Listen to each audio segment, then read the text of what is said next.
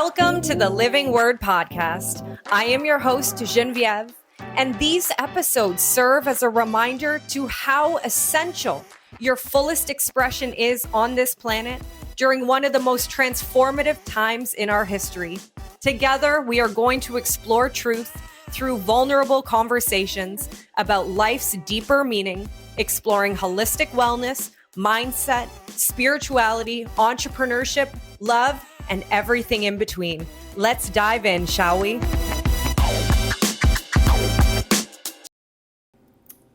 Welcome back to the Living Word. I feel so grateful to be here with you today, Dasha, and to be able to take everyone on a journey that I wasn't expecting. Our paths have, I believe, we've been magnetized together, and we have relationships in our life where when looking back, you can see the pieces that connected us to the now. And from the moment I met you at an event, for the first time I met you in person with your son, I could just feel this beautiful warmth, this energy from you that was so peaceful and inviting. Thank you. And when we've gone to a few events together, and we came to your house a couple of weeks ago and we partook in something called conscious intimacy games. And we're really going to dive into that today because this is a world that I believe will invite a lot of people in to think about how they're connecting with people, to really take a wider look at their communication and how we can evolve as a collective going into different ways of being together. But before we get into that, you're a conscious intimacy facilitator and coach, and you are also very passionate about peaceful parenting. And I have seen the way you bring people together, the way you create experiences. I can tell that you just love people. And so I would love to just start first, like, who are you in this now moment? And what does intimacy even mean to you? Because we hear intimacy and sometimes we get these stories in our mind that kind of put up some walls. And I would love for us to bring those down a little bit getting into this topic today. Yes, thank you so much for having me. I am very excited for what's to come between us. And like you said, I feel like we were just magnetized together. And now we get to speak on a bigger platform about what's true for us. As far as what intimacy means to me, so the way that Conscious Intimacy Games was created, conscious means to be awake and or aware. And intimacy, in the Latin term, means to know the innermost character of yourself and of others. So, wow, what awareness are we bringing to the innermost character of ourselves? That's first and foremost with Conscious Intimacy Games. And even though in society we tell ourselves intimacy is between another, it's really first with yourself. And then once we're actually awake and aware within ourselves, we can be awake and aware with others and truly see them. I think something that comes up for me recently is this concept of feeling seen. And I tell myself that's what we're trying to curate at Conscious Intimacy Games, is showing up in a room full of people you don't know, different backgrounds, different colors, different religions, different languages sometimes, and feeling seen. By the end of the evening, if I was to ask every single participant, I tell myself they would say that they felt seen in one moment or another. Well, I can validate that. And what an amazing description, because I know even for myself, when I hear intimacy, my mind first goes to sexuality. Like that's where it went immediately. And then as I started unwinding that story by communicating about this with you, I realized that there was so much more that we were missing out on by having these walls up around intimacy. And when I came to the Conscious Intimacy Games with Hayden, that night, I slept better than I have slept in a very long time. I realized that my nervous system had been so balanced and I had found so much peace. And now hearing you, I go, wow, imagine what we would all be like if we felt more seen and connected, because that's how I felt that night. So what guided you into this place of facilitating, into being interested in this level of experience? Because I know that you were craving more connection with people. Yeah, exactly. Well, a little bit about the story, kind of plot twist. I had met my previous partner, and he introduced me to more of like the spirituality and intimacy shamanic work. And I was like, okay, I'm not sure where I sit with this, but I was curious enough to find out. So I went to a couple trainings with him and without him, and one of them was ISTA. And then I was coming off the heels of coming back to Playa from ISTA, and I was it was like this peak experience, like, wow, I feel so seen, there's so much intimacy and love, and then now I want to reintegrate, but still kind of have that support system. And so then I overheard about conscious intimacy games and an ad on WhatsApp groups, and it was in Tulum. I was living in Playa, and I was like, you know what, I'll make the drive, see what this is all about. And you don't like driving, so that was a big hit. And I hate driving. Oh my gosh. It was really like a commitment, like an hour of being in the car. I tried to find someone to go with me, and like it wasn't working for the time, or like they were like, well, I don't know if I want to make that commitment. So I just went by myself. And once I showed up, it was like this small apartment, and there was like 30 people in there, and I'm like, what are we doing? And then I experienced it, and that was kind of, how do they say, and that was it. Like, it's just kind of started from there. I went to every single games after that. Ricky, the founder, ended up moving to Playa, so it was even closer proximity. And then I just kind of, every single time I went deeper and deeper and deeper. And then I started going to the facilitator trainings and realizing, like, this is the work. This is the passion. This is the dharma.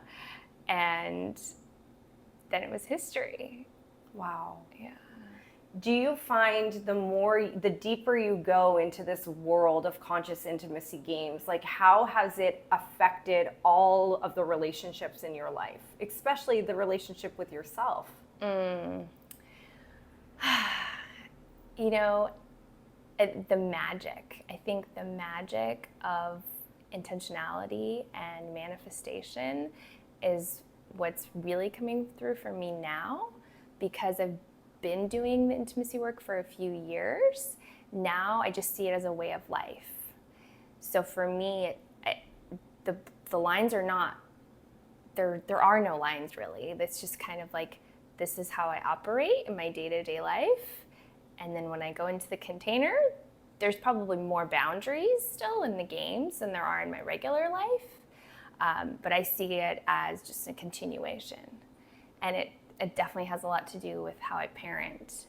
I think that also really resonated with me too, is the type of intimacy I have with my son and how I'm parenting from a place of peace instead of a place of authoritarian figure, like I'm here to tell you what to do and I know the way. He teaches me as much, if not more, than I could ever teach him.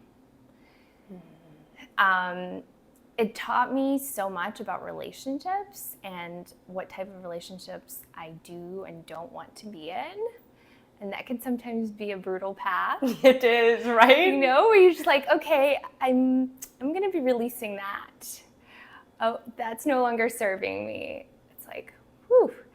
I heard someone say recently, that spiritual path can be quite lonely at times. Mm-hmm. And I've been feeling into that as well recently. Whew, yeah. I feel that too. It's a doozy. It's this amazing container where we are so committed to the path and the growth. And, you know, when I see you, the thing that stands out is like excellence. Mm-hmm. Like I see you as a woman of excellence, not perfection, but you really, what you do it with firm intention and beauty, like this divine feminine in you. And when that happens, and we continue this, to me at least, we continue elevating, we continue like raising our standards for ourselves and the frequency that we operate at. And that moment, those in-between moments where you're in between, it's almost like you're in between levels. That to me is when it feels a little lonely, because you're like, okay, is it like, what's going on here? And it's okay when we release because more comes in, but it's the in-between, right? It's making that space. Totally. Making that space, yeah, I love that you said that, because when you release, you create that space for something else to come in. And sometimes that's really painful because there's that trust component of, now I'm going to trust that something is coming. So I've been kind of churning into that in the past 2 months, I would say. Something else that you said as far as excellence, first of all, thank you. I appreciate that. I feel very seen. That is definitely my goal. I told my son, I'm raising you to be exceptional. And then I went on as to, in that particular situation, and he said, well, maybe I just want to be like everyone else. And I was like, yeah, I respect that. I do. And maybe you will be, or maybe you won't be. But I'm here to guide you to be exceptional, and you get to choose. Wow. That's one of the things that I learned from you, being at your home with him. Like, the level at which your son communicates and with people is really amazing. Like, it is exceptional. And it's not like there's these weird boundaries of like adults and kids. It's like everyone is in communion together. Mm-hmm. Even the way your partner speaks with him, like it's beautiful. And that's something I have been learning from you, and I love witnessing, is the way that you ask for what you need and the way that you communicate openly. Have you always been like that? Is that something that's getting clearer on the path? And because I feel like for myself, that's been a really difficult part of the work, is feeling safe to fully express my needs without needing to have all these fluff words around it. Yeah, absolutely. It was definitely not always the case, and I still work on that daily. And it's so we like to call it in the games. It's can I make a request? A request. Yes. Okay. So it's expressing your desires, and it's in a way where it's going to let intimacy flow. So even if you're saying no to a request, you're still finding a way to make intimacy flow. So can I express a request, or can I express a desire? The other person's, if they're available for that, maybe they just got home and it's frantic and they're just like, they can't take one more question. They're going to say no, so you don't continue. Now, if they say yes, you've already received a yes. And then you express the desire. I'd like to hug you. And then you actually ask the question. So now this person's prepared. They know what it is that you're looking to do or you want from them. And then they're able to give a yes or a no. And we also teach how to say no with continuing to have the intimacy flow. That's an interesting concept, because we've been taught for some reason that, or not taught, we've learned over time that no can carry a lot of shame and guilt. And it's one of the things that we feel that we need to justify the no. And or what I've also noticed within my own self is that sometimes I say yes with a lot of conditions. And it makes me think, like, was it an actual yes, or was this a no and I'm trying to appease? People pleasing. Totally. Yes. I'm a recovering people pleaser, like mega. And I noticed it with you when we were in a group chat. And one of the things I feel that you were so brave to do is bring your son here. And you've really been intentionally looking for the life that you're creating. And you know, even the homes, the neighborhoods, your travel, the way you do things, I've witnessed that you're always building on your experience. And we were in a group chat, and you were putting together like a Thanksgiving dinner or something, and then you responded like, I forget exactly the words, but it was so elegant, and you were like, this is not something I have capacity to host anymore. And so I'm just going to close this down and ask if someone wants to partner with me to host the next one. I would love to do that. And I was just like, wow, like giving people permission to change their mind. Yeah, that was a whole practice that I specifically recall that, and having many conversations with my partner about like, this is how I'm feeling and it's edgy. Like it's edgy. One of my kind of vows is to keep my word. And that also involves keeping my word to myself, first and foremost. So it wasn't in alignment. It wasn't something that was bringing me joy. And typically hosting and planning a party brings me significant joy. Like regardless of who comes, regardless of the circumstances, it's just that concept. I enjoy hosting. And this one, it just wasn't inspired. Right. And so I had to be honest with myself, which in turn meant being honest with everyone else. Something that I learned at ISTA is when you receive a no, it's thank you for taking care of yourself. That is a big takeaway.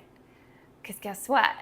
When you finally receive a yes, it's going to feel so good because you know they're so grounded and honest in their no. That means they're extra yes.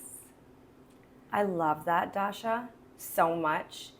You know, one of the pillars of our business that we're in a relationship building business, and we are always looking for new partners. And one of the things that we've really taught ourselves is to be totally fluid with the no's, because when someone is like, if they're not all in, it's a waste of everyone's time. Exactly. Yet when it comes to taking that same concept into our personal and our intimate life, there's always been a little bit of like, I love the word edgy that you used, a little edge to it, but what you just shared kind of takes that pressure off. Like, I really love that. And you also, one of the things I've noticed is like, to go with the yeses and the nos and creating the boundaries, is you are craving having more intimacy with your friends, you know, like even the way you hung out, like we've talked about, like, we're just not in a season of like drinking alcohol right now, and we wanted to find new ways to like come together. Yes. What are some of the ways that, because I feel you're an innovator, I feel like you are pioneering a new way. Like, I feel so safe and excited when you invite me to things, because I'm like, oh my gosh, we have such aligned values. Like, I get to play and be safe and feminine and speak my truth. Yes. And that's something that I really, really, really value. What are is there other ways in your life that you've created these new ways of being that really align with being more intimate with other people and yourself? That's a great question. I haven't really thought about it in that way. I think the hosting aspect of it, I think I take that relatively serious in the sense of like, it's not just like throwing darts at the wall. It's like, we're having a theme. We're having an organization of like feasting. Like, I think breaking bread is like, that's a bonding moment, you know? And I always want to be respectful of how people consume food. So if there's vegetarians coming, or I myself am gluten-free, so I'm always understanding of like, what are you intolerant of? So having that respect set up, and then also having time boundaries. Like, I think people appreciate that so much. I appreciate it so much. Yeah, and that's both for opening and closing. And what is that? Can we go deeper into that for people maybe that like that's a new concept? What is a time boundary? Yeah, so essentially, typically if it's like a kid's birthday party or something with mixed age, I'll typically give an understanding of, okay, this is when the party starts. Please arrive around this time, and at this point, we will be deeply engaged.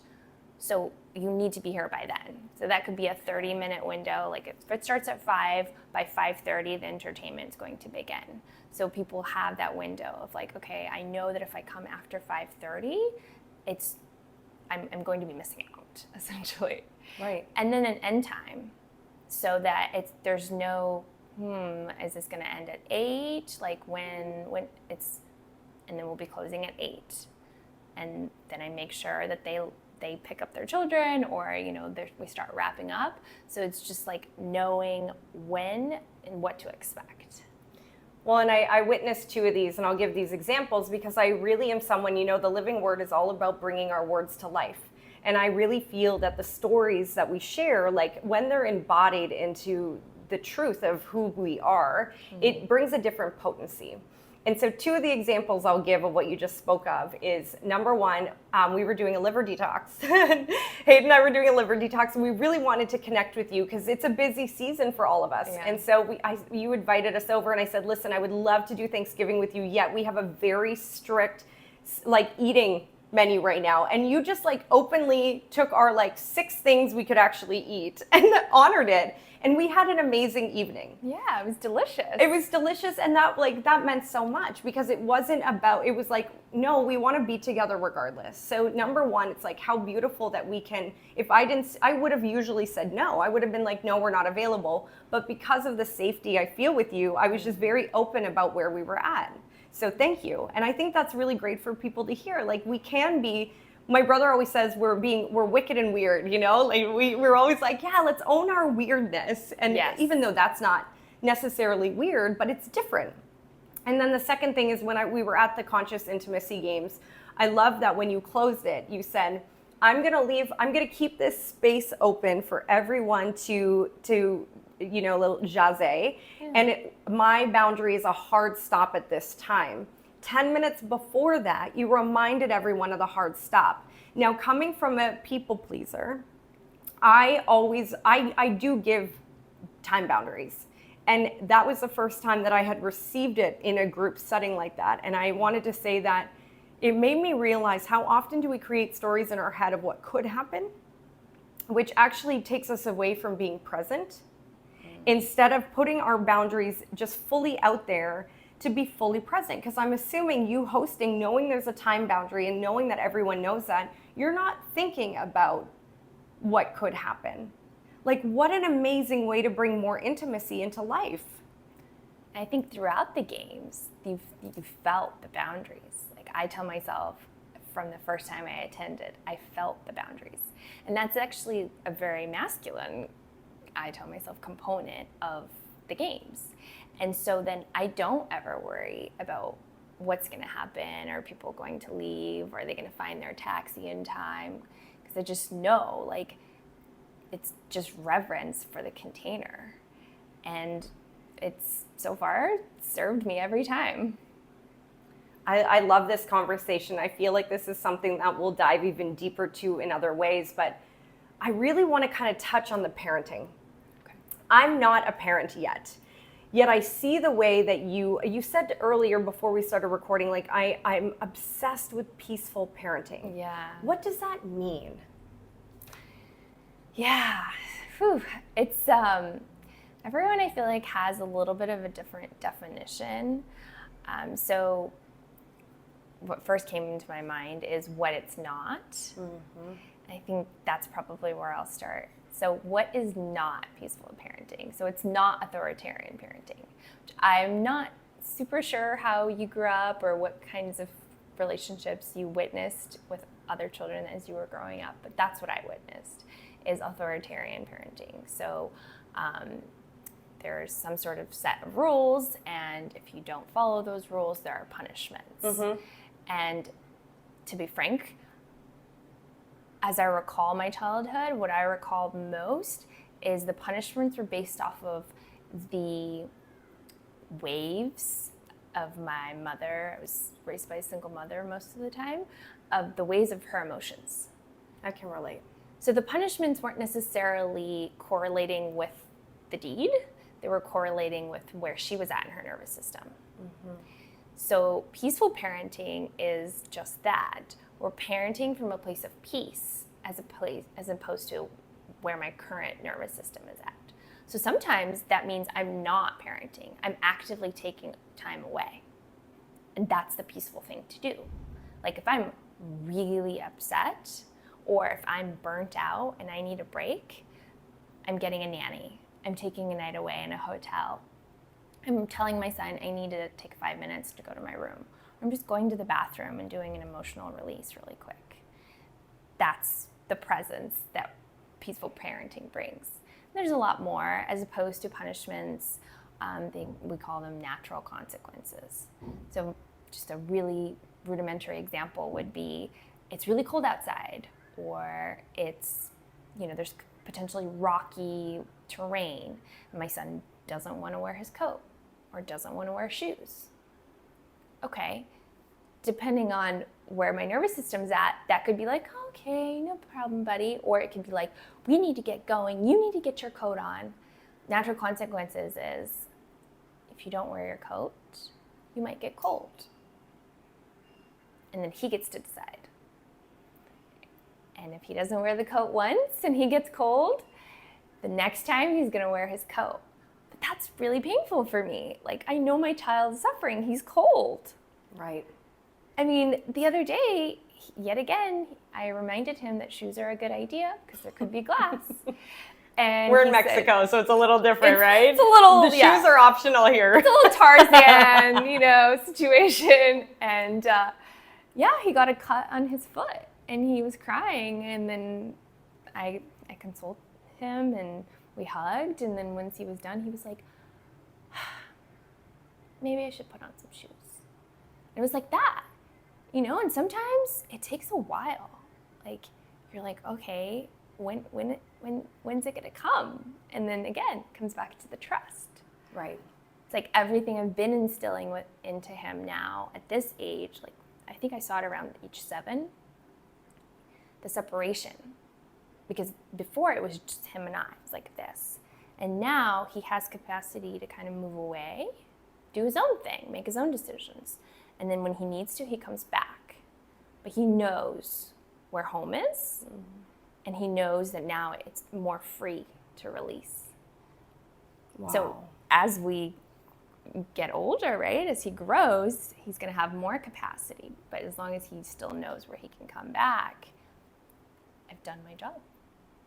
It resonates so much, and I love your approach and the way you even verbalize things, because I was really afraid of having kids at one point.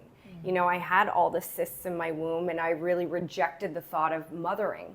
I rejected it. And being here in Playa, it has really opened my mind to a different way, because the authoritarian parenting you talked about, that was my experience too, single father. And I understand, I completely understand. And it's not the way I choose to move forward. And when I hear examples and see examples like from you and some other friends, I'm like, wow, this is actually going to be a really fun experience. And so thank you for paving the way. And I feel, again, like even the peaceful parenting comes back to intimacy. Yes. It really, because I see how your son, how old is he again? 8. He is so like mama's boy, but not in like a needy, whiny way. He just loves you. And he like, the way he even asks you questions, I'm just blown away by that. And it comes back to intimacy. And so what I really am taking away from this conversation today is that when we can start to bring play into creating boundaries, when we can start to really speak our truth in a way that is authentic, understanding that sometimes things may fall away or come in, it really brings this like potency to our lives that is undescribable. Yeah. Is there anything that you would add to that, like about feeling safe to just fully be authentic? I think, it comes back to integrity and honesty and vulnerability and being a leader in that. And if you don't consider yourself a leader, guess what? You are leading in your relationships.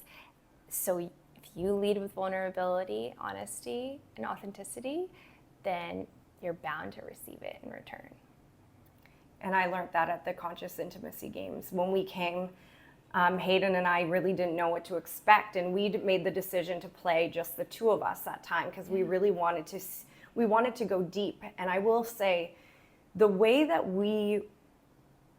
the talk game specifically, the way that it was structured for us to really intentionally hear each other was something we've actually taken back into our everyday lives and implemented.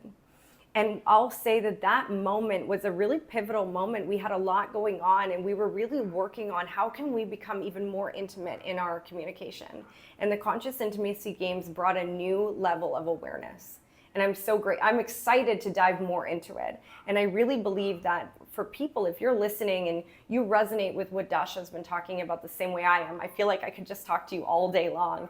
And if you feel that way, like, you host these games in person and also online, correct? Exactly. People can come, and I feel like this is a fundamental skill that when people start to learn this level of intimacy and safety, we will really create a better world. And I see that what you're doing as a conscious intimacy facilitator and coach, like I really see the bigger picture of what you're doing on this planet. And I am here for all of it because it is life-changing. It really is. Thank you so much for those beautiful words. That's exactly what we're trying to do. We're actually changing the world.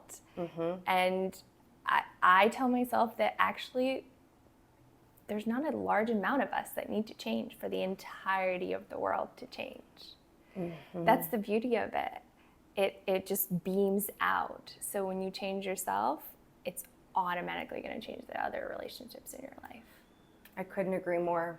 And I will make sure that all of the ways for people to contact you are in the show notes. I just know that we're going to create so many beautiful things. And conscious intimacy games, if you are someone who you're like, I don't know how to say no, I want more deeper connection with my friends, my family, my partner. If you're curious on what it looks like to feel safe, to fully be expressed in your vulnerability, please contact Dasha. Please check out the intimacy games. And I do believe that it will really blow your mind of what's possible. And I'm so grateful for you, everything you offer to everyone who comes into your life. And I am forever grateful that we get to build this new level of friendship together. As am I. Thank you so much for having me on. And I just can't wait to keep moving. Keep growing. Thank you so much for joining me on the Living Word podcast today. My hope is that you have something new or a remembrance that you can apply in your life right now. Isn't that the whole point of us learning and growing? To take new understandings and alchemize them through our own human experience? Please like and leave a comment or review if you enjoyed this episode, and share it with people in your life who would benefit from hearing it also. Make sure you subscribe to the Living Word podcast on your favorite platform and be the first to know about upcoming episodes. Sending so much love and gratitude to be on this journey together. See you soon.